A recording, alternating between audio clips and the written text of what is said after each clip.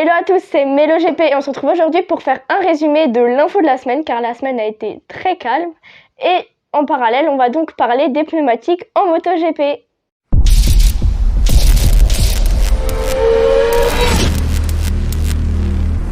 L'association caritative officielle du MotoGP se nomme Two Wheels for Life et a collecté 350 000 € cette année. Alors voilà pour l'info de la semaine et passons maintenant aux pneumatiques.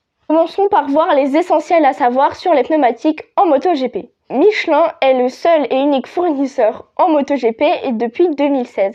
Il propose 3 sortes de pneus slick. Les pneus slick sont des pneus sans rainures, contrairement aux pneus de route qui, eux, ont des rainures. Alors il y a les pneus hard, aussi appelés durs, les pneus soft, aussi appelés tendres, et les pneus medium, appelés medium. Il y a une façon très simple de reconnaître quel pneu est sur la moto.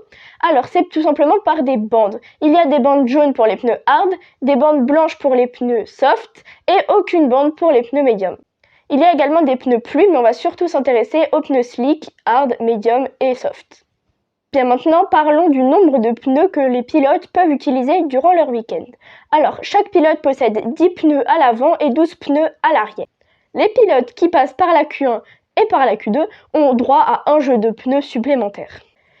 Et il y a un point essentiel à savoir sur les pneus, c'est le nombre de barres qu'ils doivent avoir et leur température. Les pneus doivent être gardés entre 10 et 20 degrés avant utilisation, mais doivent chauffer à 100 degrés pour le pneu avant et 120 pour le pneu arrière.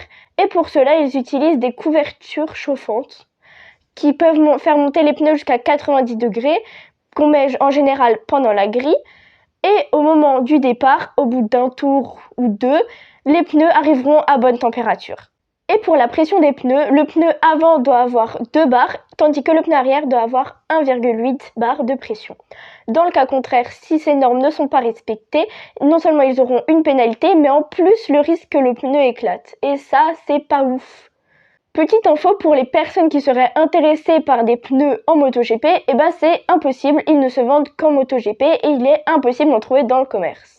Et pour terminer, parlons des différentes caractéristiques des pneus soft, medium et hard.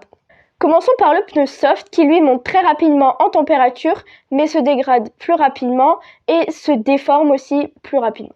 Passons au pneu medium qui lui est un peu l'entre-deux entre le pneu soft et le pneu hard. Alors lui il monte relativement vite en température et tient plus longtemps qu'un pneu soft mais moins longtemps qu'un pneu hard. Alors que le pneu hard monte plus lentement en température et devient performant moins rapidement mais tient plus longtemps sur la durée. Il y a évidemment les ingénieurs et Michelin qui donnent leur avis sur le pneu, mais c'est les pilotes en grande partie qui vont choisir quel pneu ils utiliseront le dimanche pendant la course et ils auront le temps des essais libres, des warm-up ou des qualifications même pour choisir le pneumatique le plus adapté pour leur course. Alors pendant les fêtes, je ferai un peu moins de vidéos, mais par contre, je reviens très rapidement avec une surprise et surtout de nouvelles infos GP. Voilà pour l'info de la semaine et les infos sur les pneus en MotoGP. Et à bientôt pour de nouvelles infos GP.